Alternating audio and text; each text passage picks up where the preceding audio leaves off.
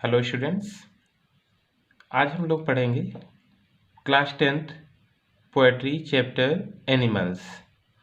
It is composed bye Walt Whitman. तो आज इस चैप्टर में एनिमल्स के बारे में पोएट एक्सप्लेन कर रहे हैं कि एनिमल्स के साथ रहना या एनिमल्स के बिहेवियर के बारे में, क्वालिटीज़ के बारे में एक कंपैरिजन कर रहे हैं कि एनिमल्स और पर्सन के बीच में। तो इसमें देखते हैं हम लोग कि वॉल्ट विटमैन जो एनिमल्स की क्वालिटीज़ हैं उसको बेटर बता रहे हैं देन पर्सन। तो कैसे वो इन सब बातों को प्रूफ करने की कोशिश करते हैं, आइए देखते हैं चैप्टर में। बिफोर यू रीड, सबसे पहले देख लेते हैं। The poet tells us that he feels more at home with animals then humans whom he finds complicated and false। तो कवि हमें बताते हैं कि वो मनुष्यों की तुलना में, देन ह्यूमंस मीन्स आदमियों की तुलना में, जानवरों के साथ ज़्यादा सुखद महसूस करते हैं, ज़्यादा हैप्पीली रह सकते हैं।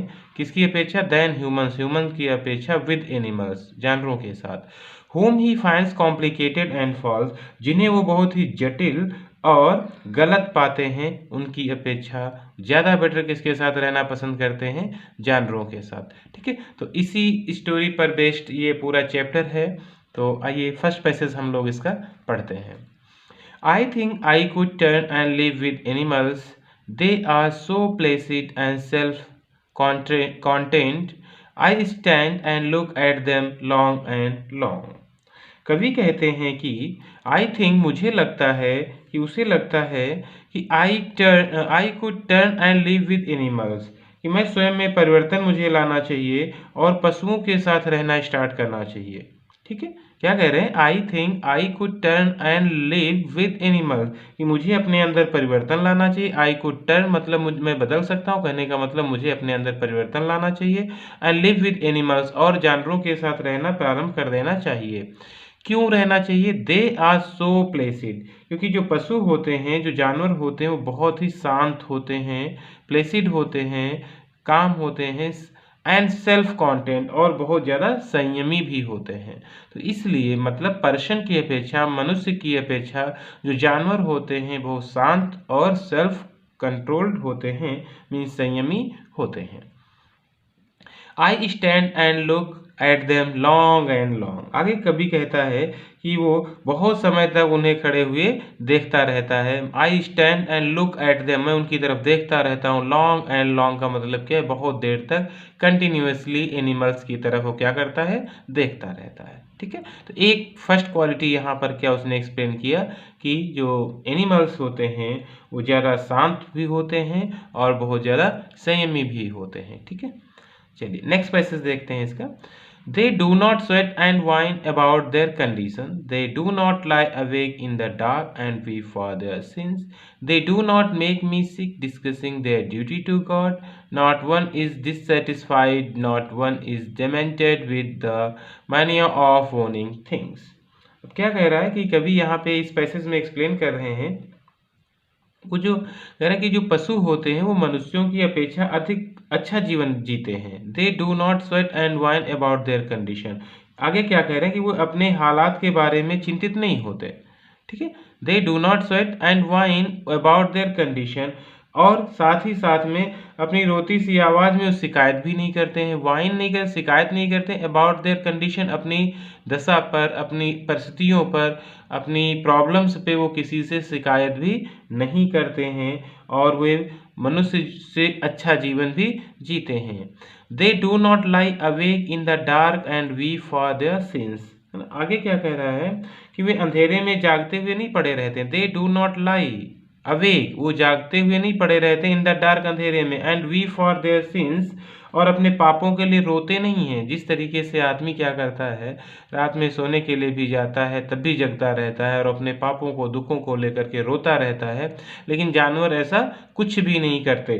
ठीक है, they do not make me sick discussing their duty to God, और वे ईश्वर के प्रति अपने कर्तव्यों के बारे में भी गंभीर विचार विमर्श नहीं करते।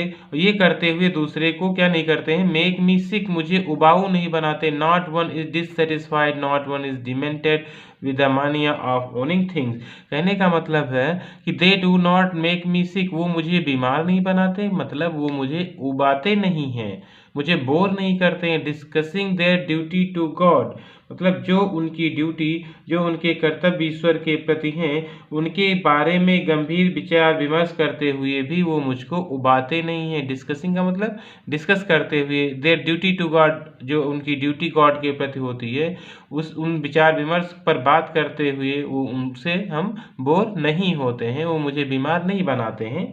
तो इस तरीके से भी, और मनुष्य क्या करता है, जस्ट इसका अपोजिट करता है। ठीक है, नॉट वन इज डिससेटिस्फाइड। आगे क्या कह रहा है कि कोई भी अपने जीवन से असंतुष्ट नहीं होता। नॉट वन इज डिससेटिस्फाइड, कोई भी अपने जीवन से असंतुष्ट नहीं होता। Not one is demented with the mania of owning things, और ना ही कोई चीज़ों के स्वामी बनने के लिए, ठीक है, बनने के लिए किसी विषय में पागल भी होता है। Demented with, not one is demented, कोई पागल नहीं होता। With the mania of owning thing means अपनी चीज़ों का स्वामी बनने के विषय में कोई पागल भी नहीं होता। मतलब ये हैबिट जानवरों में बिल्कुल भी नहीं होती है कि वो अपने जीवन से असंतुष्ट नहीं होते हैं, और ना ही वो किसी चीज़ का स्वामी मालिक बनने के लिए पागलपन उनमें होता है। इंसान जबकि क्या करता है, हमेशा वो डिससेटिस्फाइड रहता है, और वो हर एक चीज़ को पाने के लिए लालायित होता है, हर एक चीज़ का स्वामी बनने के लिए लगातार प्रयास करता रहता है, और जबकि जानवरों में ऐसी कोई भी हैबिट नहीं होती है। ठीक है, चलिए नेक्स्ट मैसेज देखते हैं। तो आई थिंक यहाँ तक आपको बिल्कुल क्लियर हो गया होगा। Not one kneels to another, not to his kind that live thousands of years ago. अब क्या कह रहा है कि ना ही कोई जानवर, है ना, कोई भी जानवर दूसरे जानवर के सामने घुटने भी नहीं टेकता। नॉट वन नील्स, कोई भी, यहाँ नॉट वन का मतलब किससे है, मतलब जानवर से, कि कोई भी एक एनिमल नील्स नहीं करता है टू अनदर, दूसरे जानवर के सामने। मतलब कोई एक जानवर दूसरे जानवर के सामने झुकता नहीं है, घुटने नहीं टेकता है।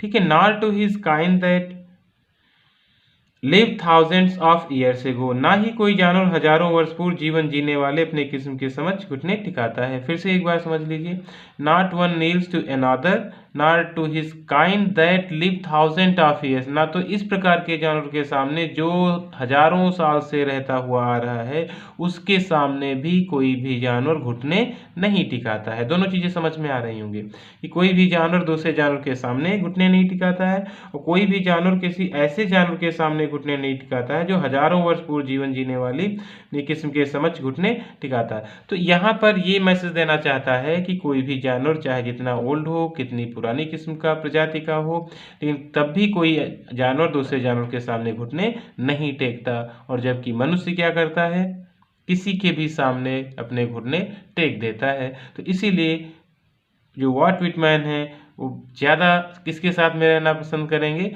जानवरों के साथ में। चलिए अगली लाइन देखते हैं। Not one is respectable, not one is respectable और unhappy over the whole earth. क्या कह रहा है कि इस संपूर्ण पृथ्वी पर, ओवर द होल अर्थ, इस संपूर्ण पृथ्वी पर कोई भी जानवर ना तो आदरणीय है और ना ही दुखी है। ठीक है, मतलब पूरी धरती पर यदि पता कर लो, सर्च कर लो, एक रिसर्च कर लो, तो कोई भी जानवर ऐसा नहीं है कि उसको कोई आदर करे ज़्यादा, या फिर वो बहुत ज़्यादा दुखी हो, ऐसा भी नहीं होता है। अर्थात सभी जानवर क्या होते हैं, एक जैसे होते हैं, हमेशा खुश रहते हैं, उनमें कोई भेदभाव नहीं होता है। तो ये बिल्कुल सिमिलरिटी उनके अंदर पाई जाती है, ऊंच नीच नहीं होता है। ठीक है, क्योंकि उन्हें कुछ भी इन सब चीज़ों के बारे में उनसे कोई मतलब नहीं होता है। चलिए next line, so they show their relations to me and I accept them. इसीलिए कहता है कि पशु जो होते हैं मनुष्यों के प्रति अपना प्रेम प्रदर्शित करते हैं। So they show there relation, इसलिए वो दिखाते हैं अपना रिलेशन टू मी, मुझे, एंड आई एक्सेप्ट देम, और मैं भी क्या करता हूँ, मीन्स मनुष्य भी उसे क्या कर लेते हैं, स्वीकार कर लेते हैं। मतलब एनिमल जो होते हैं मनुष्यों के प्रति अपने प्रेम को प्रदर्शित करते हैं, और मनुष्य उनके प्रेम को क्या कर लेता है, एक्सेप्ट कर लेता है। ठीक है, दे bring me tokens of my self. अब देखो यहाँ पर कह रहा दे यूज हुआ है एनिमल्स के लिए, और टोकन्स का मतलब होता है उपहार, प्रेजेंट्स, गिफ्ट्स। तो अब आगे बता रहा है कि जो पशु होते हैं मनुष्यों के प्रति अपने प्रेम का क्या लाते हैं, उपहार लाते हैं। So they bring me tokens of myself, है ना, मतलब स्वयं के प्रेम को वो मनुष्यों के पास लेके जाते हैं as a present, as a gift, as a उपहार। ठीक है, और उपहार का मतलब किससे? गुण से, क्वालिटी से। ठीक है, तो ये चीज जो समझाना चाहता है यहाँ पर कवि कि जो मनुष्यों के पास जो अपना वो प्रेम प्रदर्शित करते हैं, जिसे मनुष्य क्या कर लेता है? स्वीकार कर लेता है। ठीक है, दे bring me tokens of my self, और पशु जो है मनुष्य के प्रति अपने प्रेम का उपहार लेकर आते हैं। They evince them plainly in their possessions. आगे कहता है, कवि कहता है कि पशु जो साधारण रूप से उसके अपने गुण से दिखाते हैं, वो बहुत उत्सुकतापूर्ण सोचता है कि उन्हें कहाँ से मिले हैं। Them plainly in their possessions, they evince them plainly in their possession, means वो सोचता है कि ये जो गुण है इसके अंदर, जो टोकन्स हैं, उसे कहाँ से प्राप्त हुए हैं। तो इस तरीके से इंसान जो है, जो मनुष्य है, उनके गुणों को क्या कर लेता है? एक्सेप्ट कर लेता है। ठीक है, तो आई थिंक यहाँ तक क्लियर हो गया होगा कि दे एवेंस them plainly in their possessions. ठीक है, कि वो लोग क्या करते हैं? अपने गुण उसे मनुष्य को दिखाते हैं, साधारण रूप से प्रकट करते हैं, जिसे मनुष्य क्या करता है? एक्सेप्ट कर लेता है। ओके स्टूडेंट्स, चलिए नेक्स्ट लाइन देखते हैं हम लोग। I wonder where they get those tokens. अब यहाँ पर कवि क्या कह रहा है? एक बहुत अच्छी चीज बता रहा है। कहता है कि वो बहुत उत्सुकतापूर्ण सोचता है। आई वंडर, मैं बहुत ही आश्चर्यचकित होकर, उत्सुकतापूर्ण होकर सोचता हूँ कि where they get those tokens, कि ये एनिमल्स जो हैं, ये उपहार पाते कहाँ से हैं? ये प्रेम उनके पास आता कहाँ है, कहाँ से? ये गुण जो उनके अंदर है, ये कहाँ से मिले हैं उनको?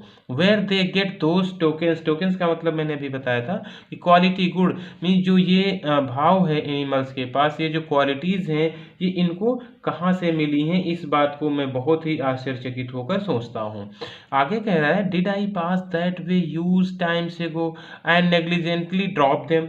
आगे देखिए, एक इमेजिन कर रहा है कि कह रहा है कि वो सोचता है कहीं ऐसा तो नहीं हुआ है, did I pass that way, कि मैं कभी उस रास्ते से पहले गुजरा हूँगा, है ना, और ह्यूज टाइम से वो बहुत समय पहले, एंड नेग्लिजेंटली ड्रॉप देम, और जो गुड थे वो क्या हुए होंगे? वहां पर गिर गए होंगे। मतलब वो कह रहा है कि हो सकता है बहुत पहले मैं उस रास्ते से गुजर रहा हूँगा।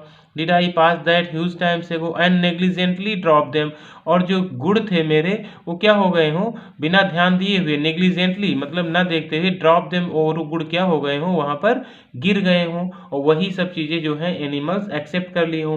कहने का मतलब है ये कि पोएट यहाँ ये समझाना चाहता है कि मनुष्य में जो उसकी मानवता के गुण होते हैं, उसने खो दिए हैं, लेकिन पशुओं में अभी भी वो गुण क्या है? विद्यमान है, एग्जिस्ट हैं। जो मैसेज हमें देना चाहता है पोएट, वो ये है कि मनुष्य जो है अपने धीरे धीरे क्वालिटीज़ को क्या करता जा रहा है? गिराता जा रहा है, खोता जा रहा है, जबकि जानवरों में उसकी क्वालिटीज़, उसके प्रेम, उसका भाव, किसी में किसी तरीके की कमी नहीं आई है। तो आई थिंक आपको ये चैप्टर बहुत अच्छे समझ में आ गया होगा, और ऐसे सभी चैप्टर्स पढ़ने के लिए आप हमारा चैनल लर्न विद अशोक जरूर सब्सक्राइब करें।